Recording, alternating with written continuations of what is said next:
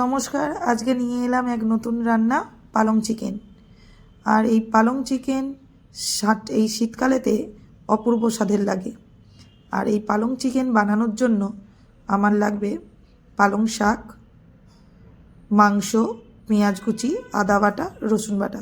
প্রথমে পালং শাকটাকে গরম জলে একটু ভালো করে ভাপিয়ে নেব। সেদ্ধ হয়ে গেলে এটাকে ভালো করে একটু সেদ্ধ করে নেব। সেদ্ধ হয়ে গেলে ওটাকে তুলে নিয়ে ঠান্ডা জলের মধ্যে ডুবিয়ে দেব। ভালো করে একটু ঠান্ডা করে নেব।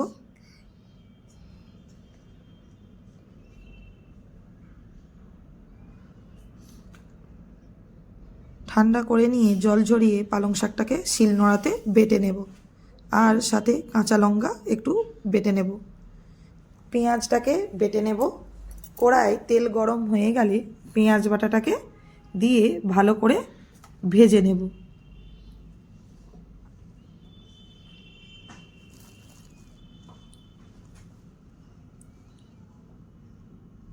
পেঁয়াজটা হালকা ভাজা ভাজা হয়ে গেলে দিয়ে দেব রসুন বাটা।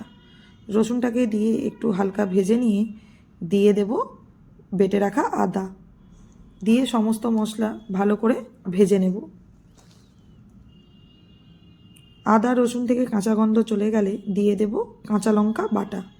কাঁচা লঙ্কা বাটা দিয়ে আবারও একটু মশলাটাকে ভেজে নেব। মশলাটা ভালো করে ভাজা ভাজা হয়ে গেলে এটাকে এর মধ্যে দিয়ে দেব সামান্য পরিমাণে একটু জল।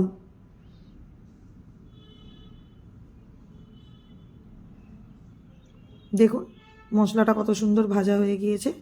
এর মধ্যে দিয়ে দেব হলুদ গুঁড়ো, দিয়ে দেবো জিরে গুঁড়ো। এতে কোনো গুঁড়ো লঙ্কা দেব না, কারণ কাঁচা লঙ্কা বাটা দিয়েছিলাম। এবার মশলার মধ্যে সামান্য জল দিয়ে একটু কষিয়ে নেব মশলাটাকে।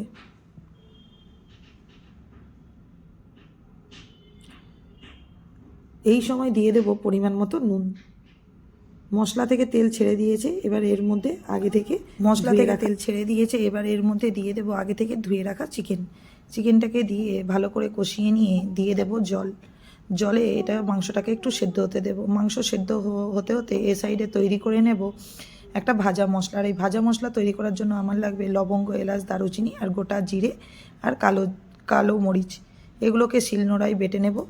দেখুন এই পাশে মাংস কষানো হয়ে গিয়েছে, মাংস সেদ্ধ হয়ে গিয়েছে, মাংস থেকে তেল ছেড়ে দিয়েছে, কত সুন্দর হয়েছে দেখতে। এই অবস্থাতেই আপনারা চাইলে এই অবস্থাতেও আপনারা খেতে পারেন, খুব সুন্দর লাগে। চিকেন থেকে তেল ছেড়ে দিয়েছে, মাংসও সেদ্ধ হয়ে গিয়েছে।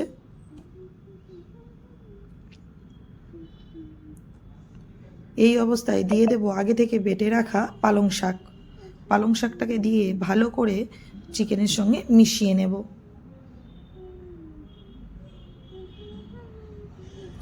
ভালো করে মিশিয়ে নিয়েছি। এবার এর মধ্যে ওপর থেকে আগে থেকে ভেজে রাখা মশলা দিয়ে দেব। দিয়ে ভালো করে মিক্স করে নিয়ে এর মধ্যে পরিমাণ মতো জল দিয়ে এটাকে আবারও কিছুক্ষণের জন্য ঢেকে দেব মাংস সেদ্ধ হওয়ার জন্য। মাংস সেদ্ধ হতে হতে আমি এই সাইডে বেরেস্তা তৈরি করে নিয়েছিলাম।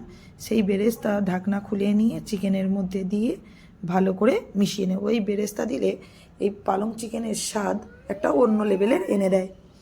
একবার অবশ্যই আপনারা বাড়িতে যখন পালং চিকেন তৈরি করবেন একবার এই বেরেস্তা নামানোর আগে দিয়ে মিশিয়ে নেবেন, অপূর্ব স্বাদের লাগে। অনেকেই অনেক রকমভাবে পালং চিকেন তৈরি করে থাকেন। একবার আমি যে পদ্ধতিতে করে দেখালাম একবার অবশ্যই আপনারা বাড়িতে ট্রাই করবেন। যদি ভালো লেগে থাকে কমেন্টে জানাবেন আর সাবস্ক্রাইব করতে ভুলবেন না। শীতের রাতে এই পালং চিকেনের সাথে রুটি, লুচি, পরোটা, নান অপূর্ব স্বাদের লাগে। আমার পালং চিকেন রেডি, নামিয়ে নিয়েছি। দেখুন কতটা সুন্দর হয়েছে দেখতে। যদি কিছু ভুল ত্রুটি হয়ে থাকে ক্ষমা করে দেবেন। আর যদি আপনাদের ভালো লেগে থাকে অবশ্যই কমেন্টে জানাবেন কেমন হয়েছে। আর অবশ্যই বাড়িতে একবার আপনারা ট্রাই করবেন। আমার পালং চিকেন রেডি।